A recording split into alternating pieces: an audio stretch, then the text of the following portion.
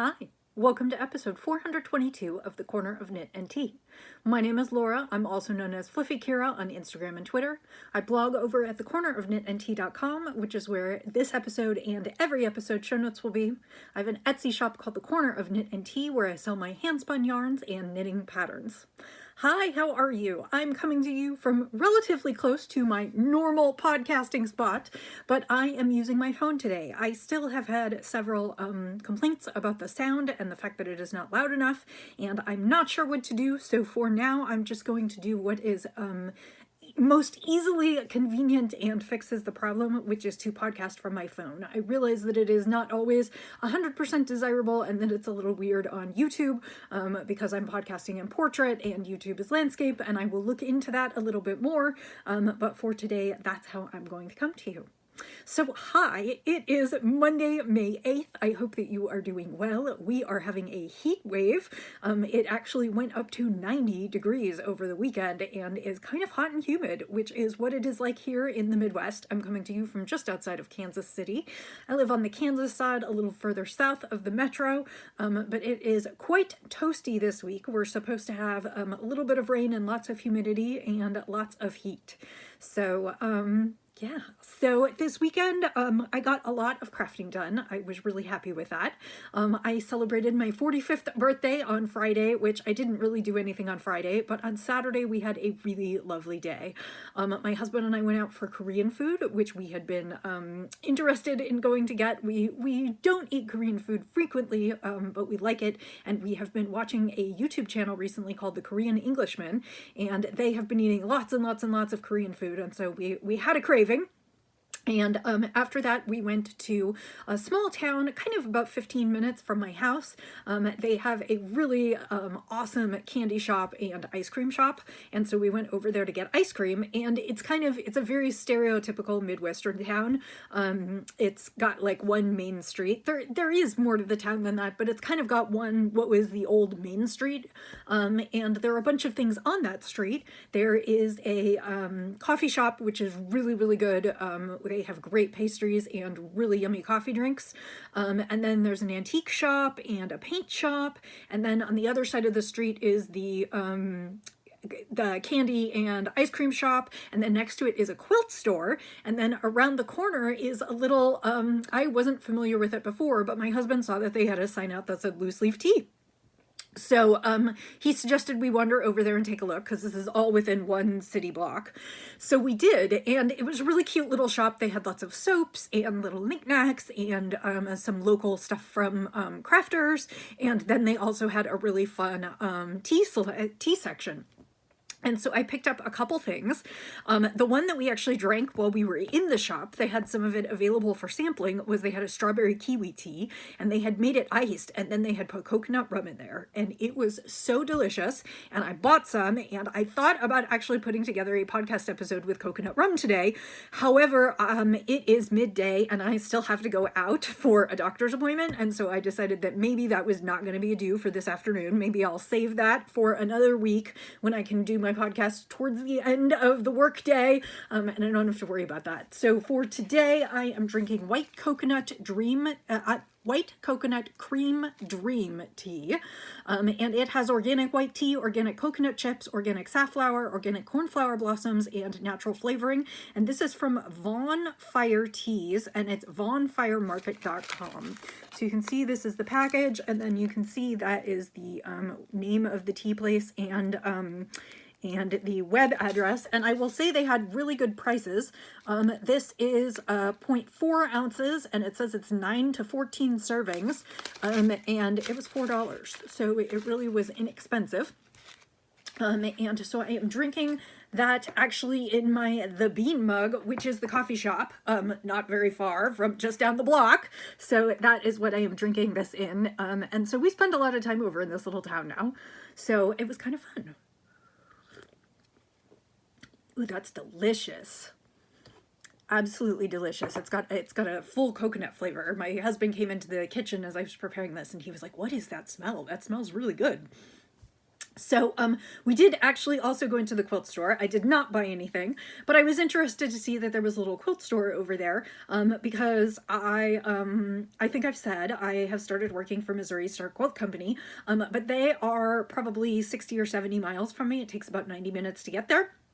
And so obviously, you know, I want to make use of my employee discount, and I love working for Missouri Star, but I wanted to see what else was nearby, and and this is a cute little quilt shop, and I could totally see myself going there if I wanted to pick out some fabrics in person rather than order online, if I wanted to kind of match things. And then they also had several long arm machines in the back. I looked and it doesn't look like they have any classes, so I can't take a class on how to work one, which I think I kind of want to do.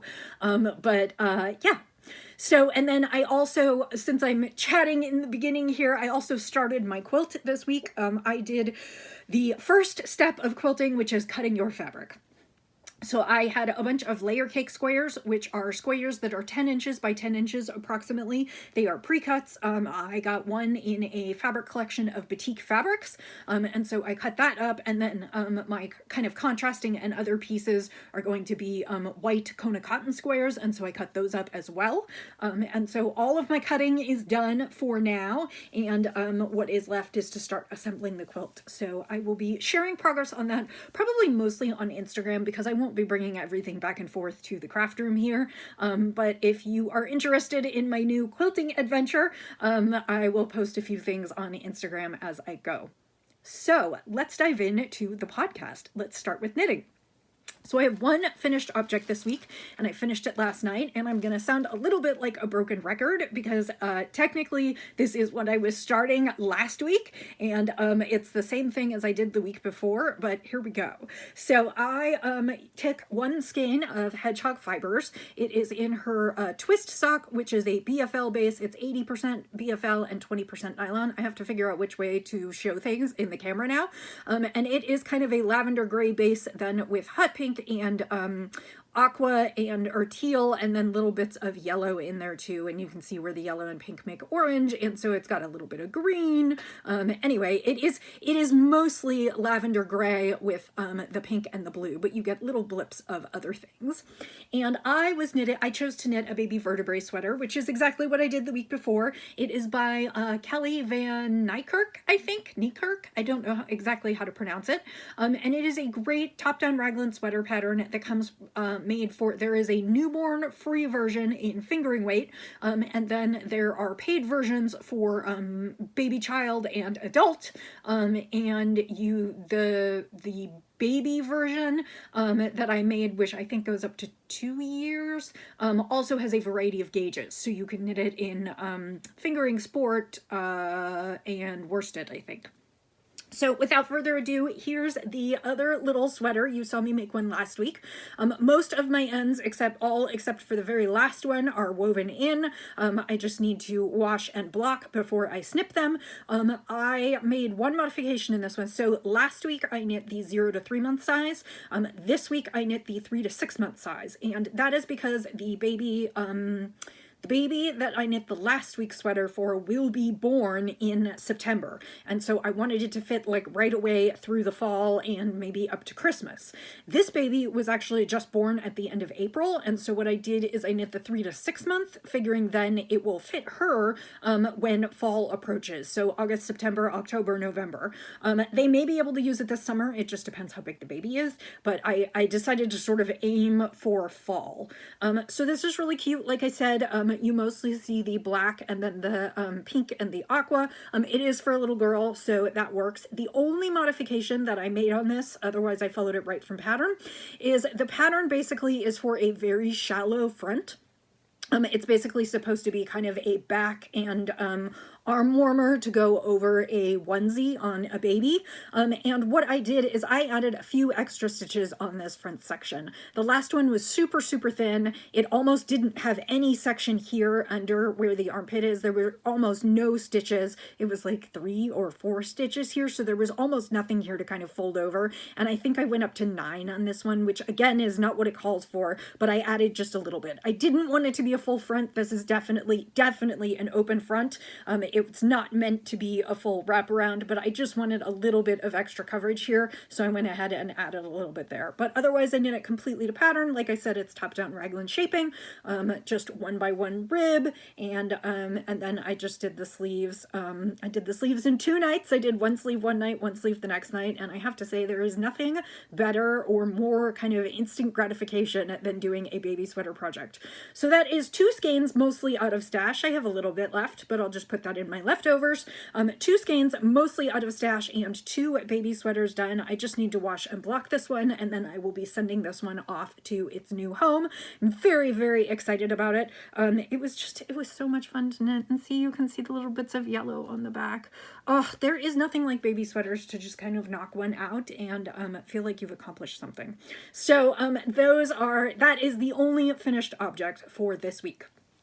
I have 2 other projects that I cast on this week. One, it's a stretch to say I cast it on, it's barely started, but the other one I actually made some good progress. So I am test knitting a sweater for Vanessa Smith Designs, and I'm allowed to talk about it. It is another version of a sweater she has released a couple times now.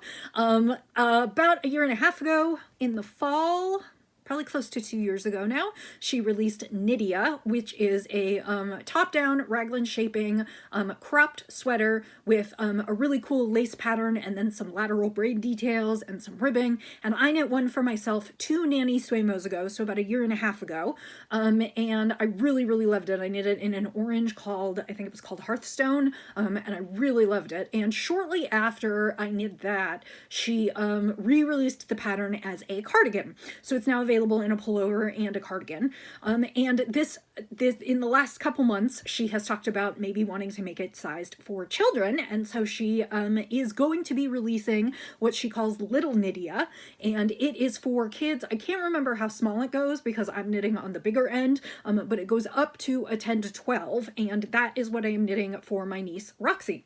So last week, I think I showed you my swatch that I had finished. This is the swatch. That's kind of the lacy stitch that is part of the cardigan, and I am knitting this in Malabrigo Rios, which is a DK weight 100% superwash merino. It is lovely, and I really like it. It is kettle dyed. Their colorways are kettle dyed, so they do have kind of a depth and texture and a little bit of variation, but it is definitely, I definitely picked one of the semi-solid colorways. So it is just all blue and teal, and that's what my girl said she wanted, so that's what she is getting for her double digits birthday. So I did cast on this week, and I got decently in. I mean, I could be further, but I'm not gonna give myself too much trouble about my progress. So this is what I have so far, and of course it looks a little sweater-like if you've knit sweaters before, and probably not at all if you haven't. So I started, this is the back of the neck, because remember this is a cardigan, so I am knitting back and forth, and I started at the back of the neck, which has this really nice ribbing, and then it's got a really sweet lateral braid along there to kind of divide the sections. I really like that detail. And then again, I am knitting in the kind of lacy pattern, and this is a top-down raglan shaped cardigan. So you can see here, if I go back to the front, you can see I've got my front, and then this right here is going to be my sleeve, and then my back, and then the other sleeve. So you can see it is coming along. Again, I wish I were a little further along, but I'm also not going to get too upset. So I am about 16 rows away from dividing for the armholes. So that is the plan for the next couple nights, and then I will work on the body, and I don't know if I'll have the body finished by the next time I talk to you. That would certainly be a goal, but I'm just not sure that I'm actually going to get there. So we'll just have to see, and then I will have sleeves and some trimming, and I'll be done. I have not selected buttons yet for this cardigan. It will close in front. This is not one of those open front cardigans, and it will have some button bands, and then I will have to figure out what I want to do about buttons. The test knit runs until June 16th. My plan is to be finished by the end of the month. So I am, like I said, I'm pleased with my progress. I wish I had done a little bit more, but I'm certainly not upset about it, and I love the way the color is coming out. I am alternating skeins, which I usually do with kettle dyed or I mean, Malabrigo is, I feel like I would consider Malabrigo sort of a commercial yarn producer because they're so big. However, because they kettle dye, the results in this does result in different dye lots, so it's not commercial in the sense that, like, I feel like a company like Cascade or Ella Ray or Kramer Yarns, they kind of nail their dye lots, so there's not that much difference between them because they're doing it like really scientifically and you know, also machine processed. Whereas I feel like when you're kettle dyeing, you're always going to get something that's just a little bit different.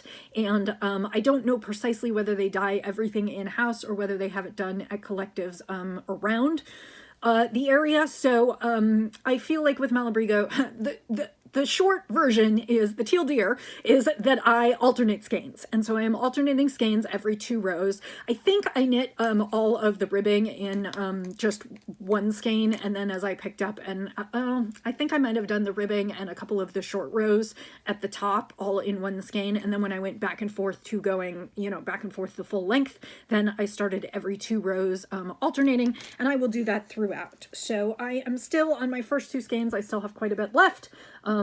In this light, they do look a little bit different, although I can't tell if that's just because I have a window here that the light is coming in this way, so I can't tell if one of them is in shadow, and that's why it looks different. I think they look almost the same. I don't know, this one's giving me slightly lighter than this one, but I also don't know if that's because it's bigger and it's getting a bunch, I don't know. So, yes, so the colorway I'm using is Reflecting Pool. So it is Malabrigo Rios and the colorway 133 Reflecting Pool. So, and I ordered my skeins from Eat Sleep Knit, and I will say that they are very, very good about if you order a number of skeins and they are not all the same dye lot or something looks different, they will let you know. That did not happen in this case, but I have had it happen before where I've ordered like 4 skeins and they were the last 4 skeins and they're like, these are from 2 different dye lots. Do you want them or do you want a refund? Which I really, really love. I totally appreciate a yarn store that will tell you that, because of course if you get 2 skeins, or if you get 4 skeins and 2 are from each dye lot and they don't mesh well together, then you're really screwed for a project. So I totally appreciate that. Anyway, Little Nydia. If you want to knit one for yourself, you can find Nydia and the Nydia cardigan already available on Vanessa Smith's website. I will link that in the show notes, or on Ravelry. And yeah. So that is the first knit. The second project, as I said, it almost feels silly to claim that I'm knitting it because I really did barely anything. So the second one that I'm doing is, I think it's called Around the Corner. It is by Stephanie Lotvin, who is Telly B Knits. I will put more information, and I think Stephanie has it on her website, so I think I linked it last week. I'll link it again this week. And it is a triangular shawl that almost looks a little bit log cabinish, and it's done in Intarsia and then a background color. And when she did it in 6 gradient skeins, but what I am doing is I'm using 1 gradient mini skeins, and what I'm doing is I'm using 1 long gradient skein. I'm also going to modify the pattern to make it a little bit bigger and try and use up more of the yarn. So I will sort of be following what she has set out, and then I will just be adding to it from there. So when I say I only just started, like I said, this is just a very little bit, and part of the reason that it's so little is because, and I'm going to talk about this just briefly because it is interesting to me, it may not be to you. I am trying to knit this shawl right-handed. So I am a left-handed knitter, and I don't know if, so I am left-handed. When I knit, I actually knit my stitches left to right, and I seat them on my needle the opposite direction of the way right-handed knitters seat them on their needles. Now, I do some things right-handed, but I do most things left-handed. And I believe what happened is my grandmother was right-handed, and she taught me to knit when I was a child. And I think that she probably sat next to me and did and knit right-handed, and I tried to mirror opposite what she was doing, and in some cases I think I mirror opposite, and in some cases I think I did what she was doing. So I think I knit in a mix of styles now. Now over the years I have taught myself to knit backwards. So for instance, when you're doing entrelac, if you want to not keep, so garter stitch is basically you knit every row, but you keep turning it. What I can do is okay, let me try this again. When you do entrelac, you are normally working on a very short amount of stitches and you're turning your work quite a bit forward and back. And there is a technique whereby you can teach yourself to knit backwards. So you can knit one direction the way you would normally knit, and then rather than flipping it over and purling, which is what you would do to create stockinette, you can knit back.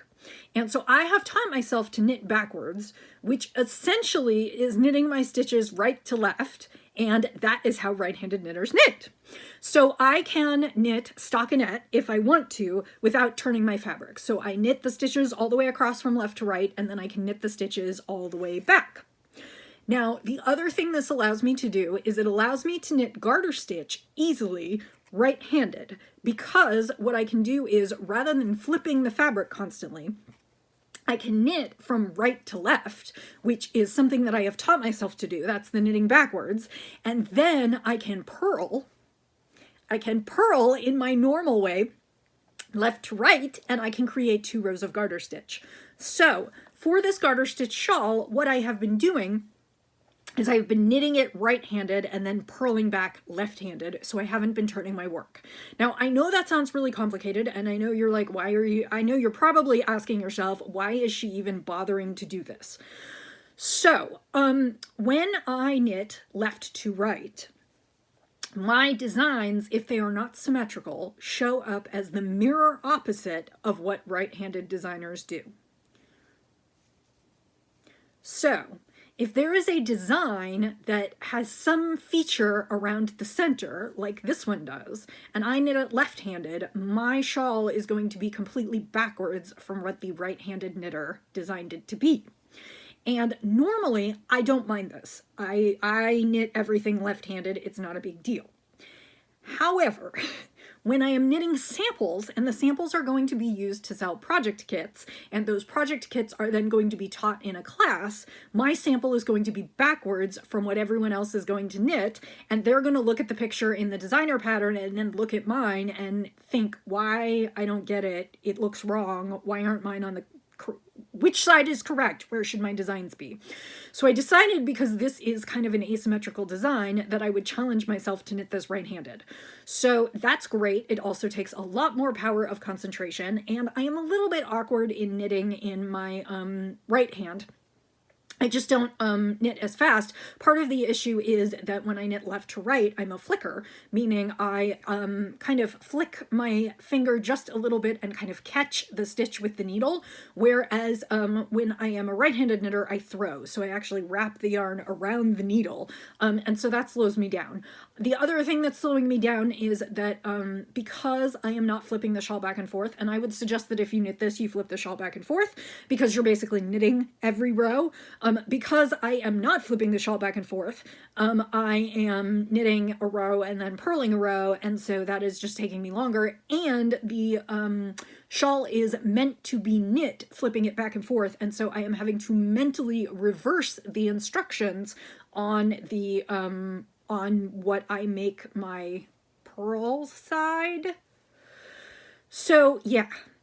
Basically this shawl is a garter stitch shawl and will have some asymmetrical patterning that I will get to, but I only got a few rows in on this over the weekend because I was sort of mentally wrapping my head around doing it this way. Yes, it means that it's going to be harder for me to knit the sample. It does not mean that it's going to be hard for you to knit the project. The project is not difficult. The instructions are clear. I am making it more difficult because I want my sample to actually look like the finished project, and so to do that I have to orient it differently. So that is what I'm doing. This one will be a little bit slower. I hope to have more progress next week. I should at least have the first color strip, so you'll be able to see what I'm talking about, and it will be more interesting to look at. I am using Zen Yarn Garden, their Superfine Glitter Base. I have been using that for the last couple projects. This is Superfine Fingering. It is 90% Superwash Merino, 10% Stellina, and I don't know if you can see the the sparkle in there when you can see it a little bit, like right up here. There's just a little bit of stellina in there. I mean, you can definitely see it, but it's not overly obnoxious. And then the blank that I am using has all this gorgeous like blues and indigos, and then some purple, and then it goes through yellow. And my guess is I will only use about half the gradient. And if I had my choice, I would probably have start at the yellow and go down to the darker. But based on the way the shawl is constructed, I'm just going to have to start at the end where the blank is. I mean, technically I could unravel it, but I'm not going to worry about that. So, yeah, so this should get more exciting in the next week or so, and I will be able to show you that. Again, the pattern is by Stephanie Lotvin, Telly Bee Knits. I think it's called Around the Corner, and it will be linked in the show notes, which are at thecornerofknitandtea.com. So let me take a quick sip of tea. We'll talk about spinning, and then I will be done for the day. This is really delicious. It's making my whole office smell like coconut. Okay.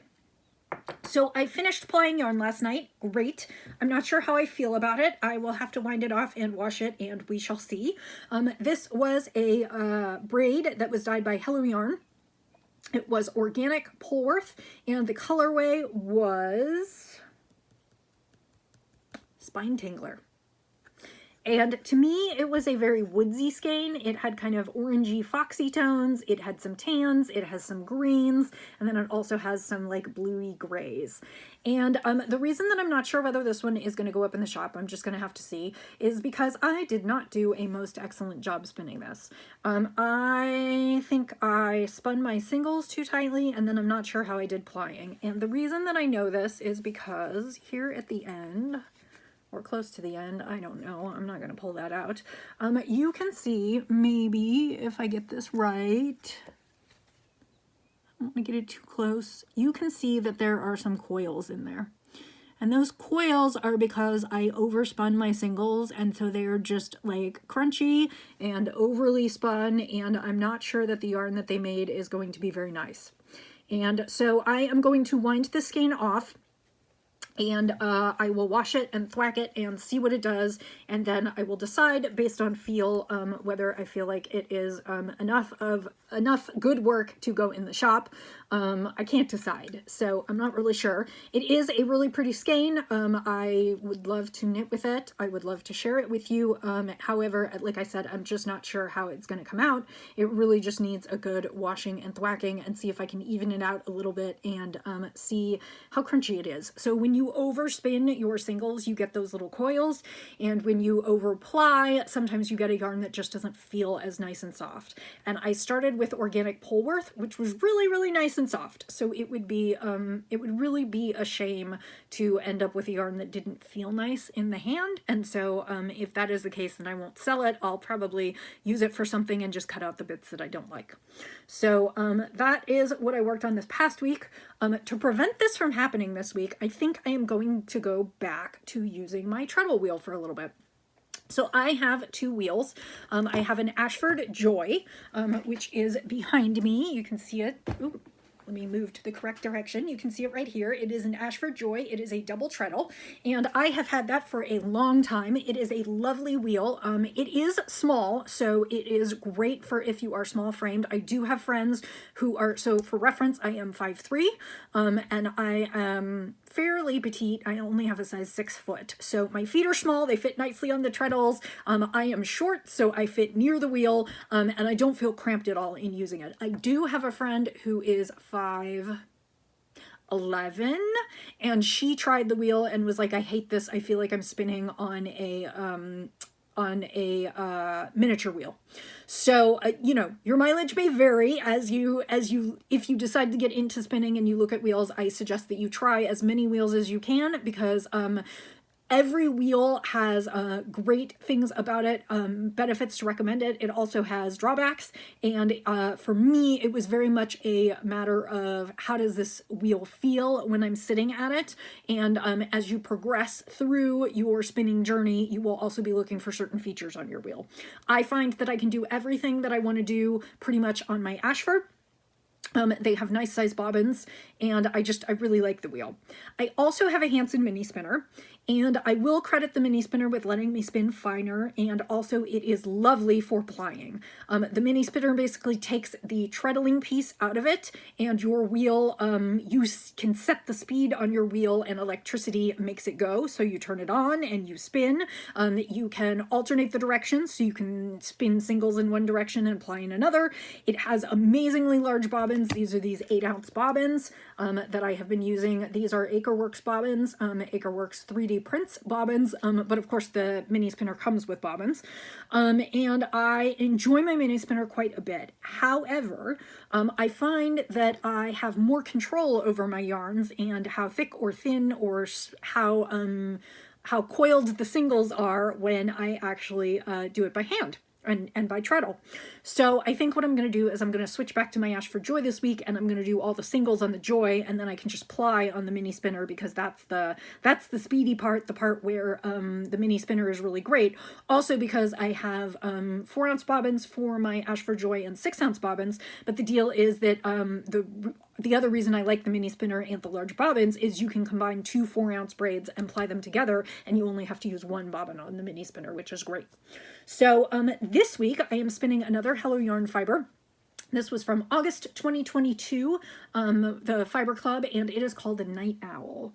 And I just love these colors. They're kind of Halloweenish, which of course it's never too early to start Halloween, but they're also kind of a muted rainbow. There's like pinky parts and orangey parts and yellow parts, and then you've got some purples and some grays and blacks, and it's just really, really, it's just gorgeous, and I really, really like it. So this is Targhee Wool, Bamboo Viscose, and Tussa Silk Top. It's an 80-10-10 blend, and I'm just really, really excited to go ahead and spin this up. So that's what I will be working on this week. If you noticed that my my screen just dimmed a little bit, it's because my computer screen had been, there we go. My computer screen had been open and it went to sleep, and so the screen went black, and so that's why my light dimmed. That is the one problem with broadcasting in front of my computer. So I think I have kept you long enough for today. I hope that you have a wonderful week ahead. I hope that you're crafting some fun things, that your weather is enjoyable, and that you are staying healthy. I will wish you a wonderful week ahead, and I'll say, as I always do, happy spinning, happy knitting, happy sipping, and I'll see you next time. Bye.